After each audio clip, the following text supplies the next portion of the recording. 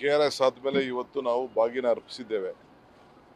ಮಧ್ಯ 2 ವರ್ಷ ತುಂಬಿಲ್ಲ, 22, 23 ಬಿಟ್ಟರೆ ಎಲ್ಲ ಸಂದರ್ಭದಲ್ಲೂ ಕೂಡ ನಮ್ಮ ಕಬಿನಿ ತುಂಬಿದೆ.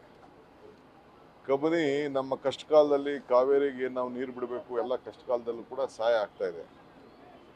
ನಮ್ಮ MLA ಅವರು ಸ್ವಲ್ಪ ಏರಿಯಾನ ಎಕ್ಸ್ಟೆಂಡ್ ಮಾಡಬೇಕು ಅಂತ ಕೂಡ ಒಂದು ಪ್ರಸ್ತಾವನೆ ಕೊಟ್ಟಿದ್ದಾರೆ. ಮೊನ್ನೆ ನಾವು ಕ್ಯಾಬಿನೆಟ್ನಲ್ಲಿ 35 ಕೋಟಿ ರೂಪಾಯಿ ಅಷ್ಟು ವೆಚ್ಚದ ಕೆಲವು ಅಭಿವೃದ್ಧಿ ಕೆಲಸಕ್ಕೆ ನಾವು ಈಗಾಗಲೇ ತೆಗೆದುಕೊಂಡಿದ್ದೇವೆ ನಮ್ಮ ಮಹದೇಶ್ವರ ಬೆಟ್ಟದ ಕ್ಯಾಬಿನೆಟ್ನಲ್ಲಿ. ಇನ್ನು 50 ವರ್ಷ ಆಗಿದೆ ಈ ಡ್ಯಾಮ್ಗೆ, ಸುಮಾರು 15 ವರ್ಷ ಆಯಿತು ಅದಕ್ಕೆ, 59ರಿಂದ 74ವರೆಗೂ ಅದನ್ನ ಕನ್ಸ್ಟ್ರಕ್ಟ್ ಮಾಡೋಕ್ಕೆ. ಇನ್ನು 88 ಕೋಟಿ ರೂಪಾಯಿದು ಡ್ರಿಪ್ ಇರಿಗೇಷನ್ ಯೋಜನೆಯಲ್ಲಿ ನಾವು ಈಗಾಗಲೇ DPR ರೆಡಿ ಮಾಡಿ ಅನುಮೋದನೆ ಕಳಿಸಿದ್ದೀವಿ.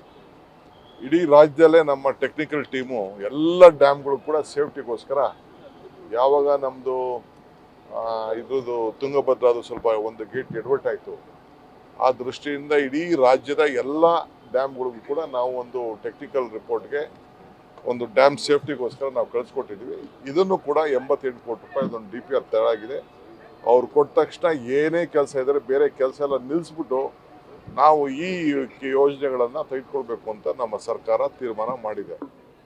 ಆದ್ದರಿಂದ ಜೊತೆಗೆ ಚಿಕ್ಕಮಗಳೂರವರು ಇದನ್ನು PPPಲಿ ತಿರ್ಗಾ ಇನ್ನೊಂದ್ಸತಿ ಟೆಂಡರ್ ಕರಿಬೇಕು ಅಂತ ಹೇಳಿದ್ದಾರೆ. ಈ ಗಾರ್ಡನ್ ಎಲ್ಲ ಸ್ವಲ್ಪ ಉತ್ತೇಜನ ಮಾಡಲಿಕ್ಕೆ ಯಾರು ಬಂದರೆ ನಾವು ಅವಕಾಶ ಕೊಡಲಿಕ್ಕೆ ನಾವು ಸಿದ್ಧವಾಗಿದ್ದೇವೆ. ಕಬಿನಿ ಉತ್ಸವ ಮಾಡಬೇಕು ಅನ್ನುವಂಥ 50 ವರ್ಷ ಆಗಿದೆ ಡ್ಯಾಮ್ಗೆ.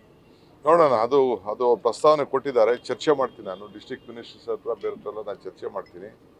ಇದು ಇದೆ, ಕಾವೇರಿ ಆರತಿ ಇದೆ, ಇವೆಲ್ಲ ಕೂಡ ಇದೆ, ಇವೆಲ್ಲ ನಾವು ಮಾಡಬೇಕು ಅಂತ ಹೊರಟಿದ್ದೇವೆ. ಟೂರಿಸಮ್ನ ಜಾಸ್ತಿ ಅಟ್ರಾಕ್ಟ್ ಮಾಡಬೇಕು, ಎಂಪ್ಲಾಯ್ಮೆಂಟ್ ಕ್ರಿಯೇಟ್ ಮಾಡಬೇಕು, ಇದು ನಮ್ಮ ಸರ್ಕಾರದ ಒಂದು ಸಂಕಲ್ಪ ಇದೆ. ಆ ದೃಷ್ಟಿಯಲ್ಲಿ ನಾವು ಮಾಡ್ತೇವೆ. ಬಟಾನಿಕಲ್ ಗಾರ್ಡನ್ ಮಾದರಿಯಲ್ಲಿ ಮಾಡಬೇಕು ಅಂತೇಳಿ ಆಲ್ರೆಡಿ ಎಲ್ಲ ಆಗಿದೆ ಸರ್. ಖಂಡಿತ ಇದೆ.